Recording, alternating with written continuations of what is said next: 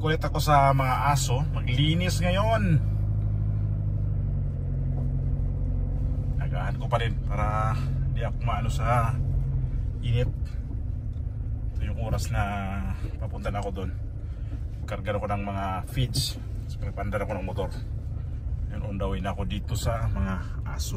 Ayan, dilim pa yung ano, daanan. Daan na tayo papunta doon. Kasi itong kalsada na papunta roon, ano talaga to, rough road. Wala to siyang ano, walang kagraga, walang kagraga-graba walang kagraba-graba.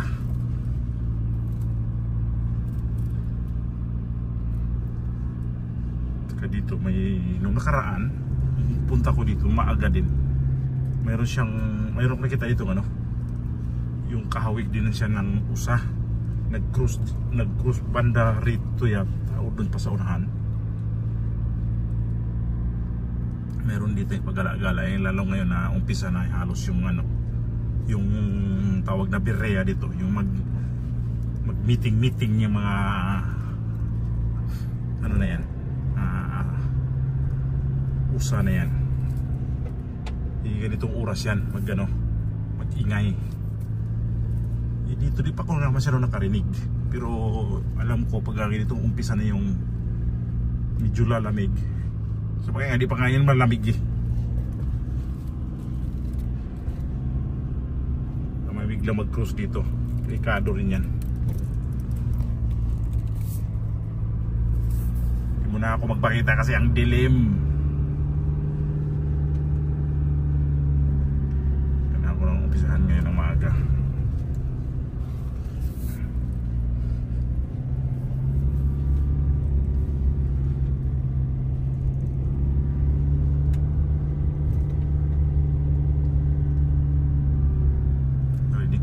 Aso kanina doon pa ako sa may budiga, ang ingay nila. Baka ano ko dito buhay na nakawala na naman na aso dito. Trabaho pa naman yan pagka yan ang nakawala. Ayan na, tumakbo na sila. Sumalubong na. Buka na. Ayan. Ang dami nila. Ayun pa yung doon. Ayun. Yung dito, hindi dumungaw, pero yan dyan.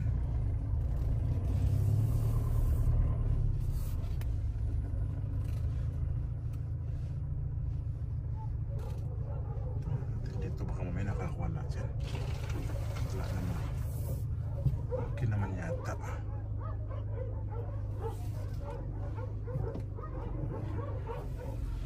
Tayo dito. Maniobra na tayo kasi ito kami nagmamaniobra parang rotunda dito. Pangat. Yan pa iba. Abang na. Ito nila na may tao na dito.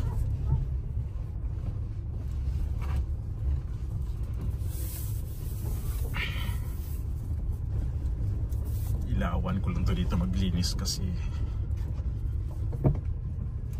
magastos masyado yung battery ng flashlight ko. Dito ko lang ito ilagay para mamaya pagbaba ng mga feeds ko hindi ako masyadong malayo. Dito na lang.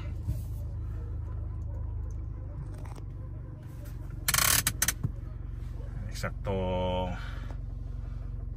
5:31 ako dumating dito. Ayun doon yung nanay nagpadidi sa anak niya. Mga tuta niya. Nagkaaga na padidi ng nanay. Patay ko na itong ilaw. Ayan. Ito pa rin yung flashlight ko sa noo. Nawala. Ayun. Pero di ako makita, no? O sige, tara na. Sa baba para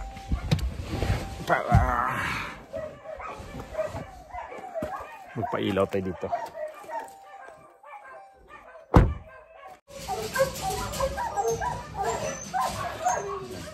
On ko na yan dito. Dito meron silang yung ginagamit ko pang pressure ng tubig. Oh, mamaya na kayo. Mamaya na kayo. Maglinis muna ako dito ha. Ha? O dyan lang kayo. Talagang halos parang mahalungkat ng hambre dyan. O sige, mamaya na. Dyan lang muna kayo ha. Dyan muna kayo. Tingnan nyo naman ang kadumihan dito. Ito yung lilinisin ko ngayon. Ay, sorry ko na ito anuhin ka kasi baka maya may makakain na kapanood dito. Mamaya ulit tayo magkikita-kita. Kunting mamaya. Katapos ko lang talaga maglinis. Ang ingay ng mga aso. Ha, ingay talaga nila. Hindi ko alam kung ano nakita nila. Pag nakakita kasi ng mga baboy ramuyan dito, tinatahol nila yan. Para maano na. Patayin ko na itong ilaw dito. Magbigay na rin ako ng ano ngayon, yung feeds nila. Ito yung kariton na nakaprepare na. Ayan, kung may gatas pa dito. Mayroong gatas pa. So ito yung kariton na gamitin ko ngayon. Gaya na nakarang araw, ginamit ko rin to. May kunting feeds na tira dyan. Dagdagan na lang to. Meron akong dalang 6 na sako dyan. Sus, ang ano dito, feeds ng mga tuta. Na lang. Piliin ko na lang yung ano. Ibigyan ngayon. Ito yung gatas nila. Ginagatas kasi yung mga tuta dyan. Okay, labas muna natin to.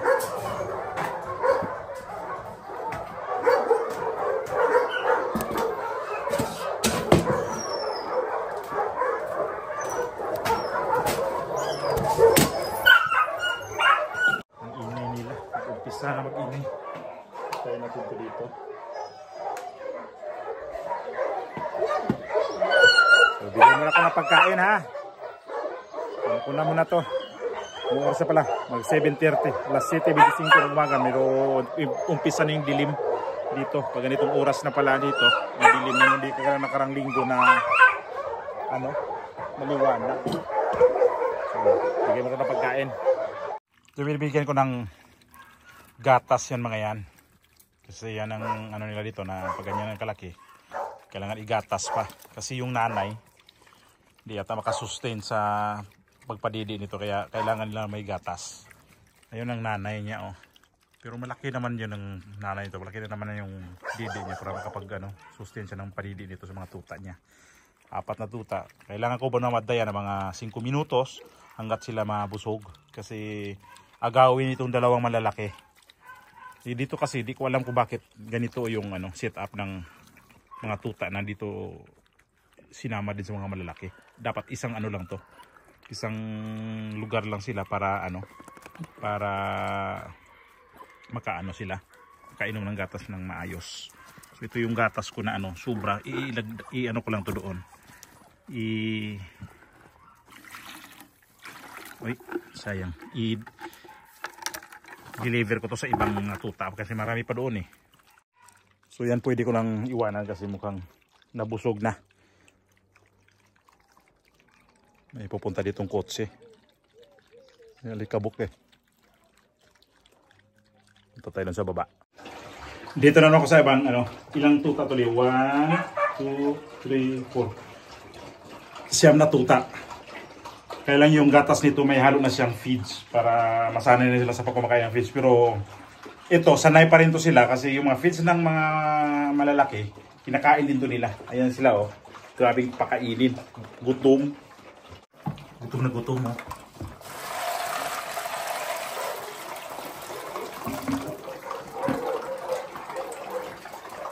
Kwak kwak kwak kwak kwak kwak.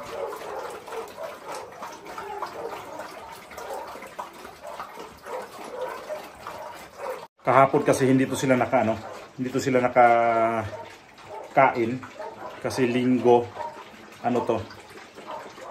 Sabado pa to sila nakakain. Nabigyan ng gatas kaya ngayon gutom na gutom. Ito yung siyam dito plus 4 doon. Siyam 13. Tapos may ano rin dito sa kabila. Kulang 20 nga kasi mayroon dito sa kabila din. Medyo malalaki ng pakatuta sila. Mga 20 mahigit. Ano? Gutom kayo, no? Gutom na gutom? Sige, tignan nga natin.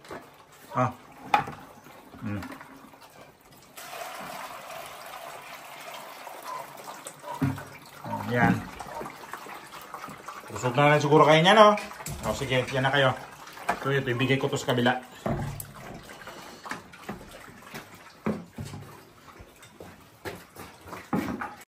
Nag-antay na sila, Nasaan na? Gatas dito. Ha? Kawawa naman, gutom. May gatas ako dito dala. Ha? Wala tong walang PNs, wala tong feeds. Mahirapan ako magbukas. Sige. Dito may 6 na tuta. Maliit tong nila ng gatas kasi hindi magkasa yung isang mukha. Yan.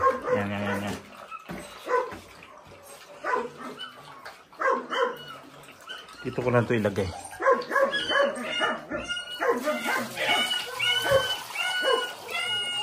Diyan. So, dyan kayong dalawa. Diskartehan ko na ito kasi wala kasi maayos na lagay ng gatas kasi 6 sa isang ganyan kaliit na ano sila niyan? Magkasa yung mukha nila. Naghanap pa nga ako ng Naghanap ako ng malagyan doon. Kaya lang, wala talaga ako makita doon sa Ngayon pag dito, magputol ako ng galon. Ilagay ko dito sa inyo.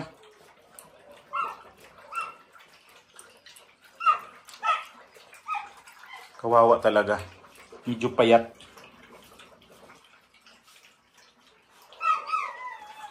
Doon talaga gusto nila, Hindi kasi sila magkasya, Subukan natin yan, Andito. Atras dito konti. Atras dito konti. Yan. Atras. Akiki. No. Nagalit. Yan.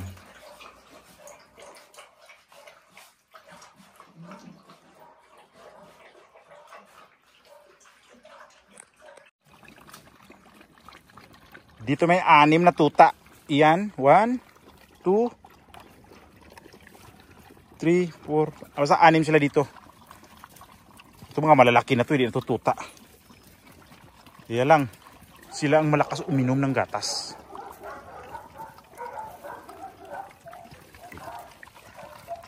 Mga tutang-tuta, hindi talaga nakainom. Itong isa dito ito yung naglalakad dito lang.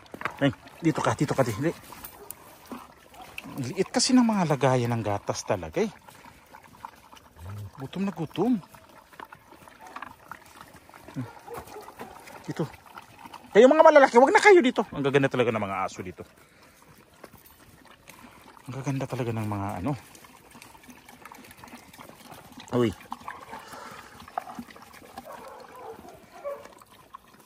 Tanggalin ko itong mga malalaki ito. Uy, jata. Uy, tama na yan. Mga tuta ang tuta. Kasi may pa di ka nakakain. Gutom na gutom talaga. Kayo mga lalaki na kayo, may doon, feeds kayo, dali. Kainin nyo na yun.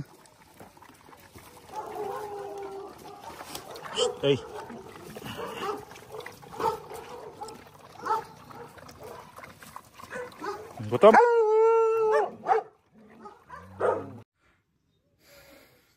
Tapos na ako dito. Kala ko last na yung nakaraan na punta ako dito. Kasi itong nag-alaga ngayon dito. Yung tatay niyang nag-alaga ngayon kasi yung anak niya nag-leave. Bakasyon na mga ilang linggo. So yung tatay ngayon may gagawin daw. Nag-message kahapon sa akin na may gagawin siya ngayon na may darating na 2 truck daw ng yung nag-deliver ng yung simento ba na cement mixer truck rin, mga sang ganun. Tapos sabi niya, pwede ba dito daw ako muna. Ko sige. Kaya pumunta ako ngayon dito. Sabi ko, akala ko last ko na yung nakaraang linggo. Sige, ikot muna tayo dito. Double check ko itong mga to kung kumusta sila dito. Ano lang dito. Sige, lusot na lang tayo dito mamaya. Diyan. Dito tayo. So, kalatapos ko lang maglinis pero may mga dumi na naman sila dyan. Ganda mo. Ha? Ganda ng mga aso dito. Ganda ka ba o guwapo? Karami kasi dito mga babae. Nilalagay. Hoy, huwag ka lulusot dyan. Hey. Ang ano nga dito eh. Sa tuwa nila, tatayo talaga sa mga ano. Gaya nito. Tatayo talaga sa mga ano. Sa kanilang mga hawla. Yung mga kulungan nila. Ito yung mga kulungan nila dito. Nilagyan nila ng ito, tulda para di mano ng araw. Pero minangat-ngat. Makita natin dito, minangat-ngat nila yan. Ang magawa nga eh. So ano, busog na kayo? Ano, hindi ko alam kung kailan ko babalik dito. Ayun, dalawang busi na to. Busi na tawag dito. Nag-toothbrush ka na ba? Nag-toothbrush ka na? Yung ipin mo nakalabas. Ito yung sinisira nila. Ito mga to. Tumatayo. Pagka nakuha nila yan, hinangat niya. Ito siya, maingay talaga yan siya. Magagandang aso dito mga malalaki. Ito pa. Tumatalon talaga. Alam mo umaatake pero mga mabait. Ganda ng mga katawan. Yung mga binigay ko ngayon na ano, kids, wala na yun sigurado. Sila kasi kumain yan. Tapos dito may mga kalye-kalye din sila dito. Saan natin to? Tapos uwi na tayo.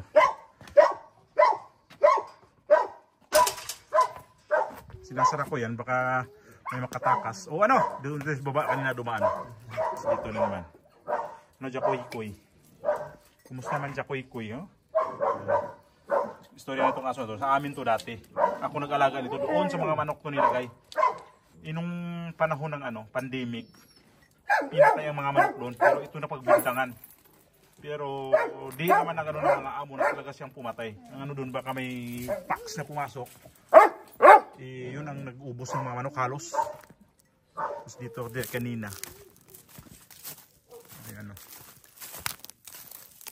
O ano? Di ko alam kung kailan ko mabalik dito. Kala ko last ko na yun na nakaraan ha. O ano? Busog na kayo? Ayan. Pag ganyan sila pagka nabusog na. Relax na tingnan. Ayan yung mga tuta doon.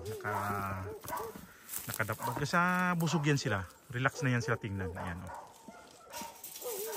Yung kaupo na lang yan.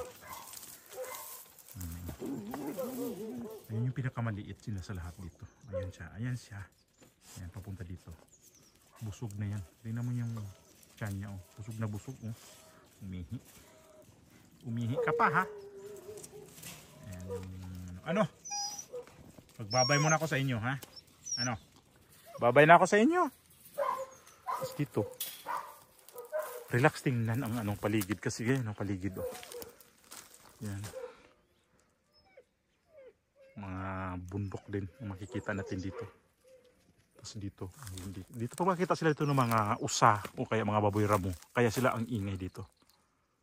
Yan, dyan. Balik na tayo sa ano. Balik muna ako dun kasi may titingnan ko dun. Sa rest house na naman ako. Pupunta. Tapos na ako dito. Ano? Ito yung mga aso sabi ko magaganda talaga. Malambing to eh. Malambing ka no? Ito naman mga dito, mga karamihan ito, mga lalaki. Malambing din to. Ano nangyari yan? May sugat yan. Ano yan? Makulit to, makulit ka. O ano? Dito siya, o relax siya. Tingnan. O ano? Busog na? Ha? Nabusog na? Jakoy-koy. Bye-bye na. Ano yan siya? Labrador. Yung Jaco. Ito may mga crossbreed na to sila. Ano kung anong mga aso. Aba, nakadi-4 ka pa no? Nakadi-4 ka. O, bye-bye na ako. Ay? O ano? Busog na. Dito kasi sa ilalim yan. Ayan o, kainan nila. Diyan sila matutulog. Pag naglamig, papasok sila dyan. Kaya mainit. Hindi naman siguro masyadong mainit. Kaya mababa talaga. Parang yungib lang. Ayan. Magbabay na ako sa inyo.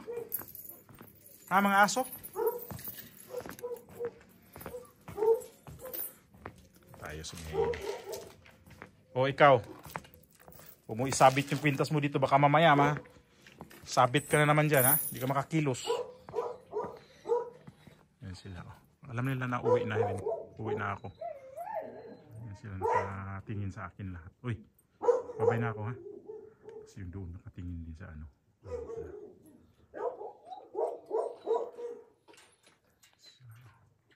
O ano, babay na ako.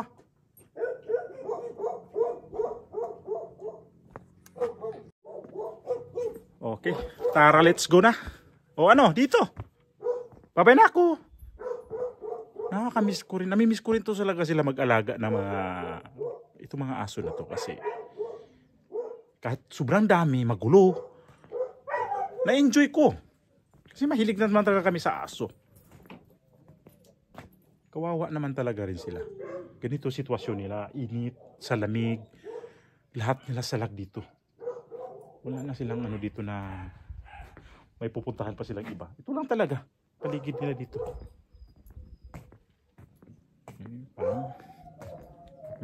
Imagine natin dito kung mga tao nakatira dito, di ba? Squatter.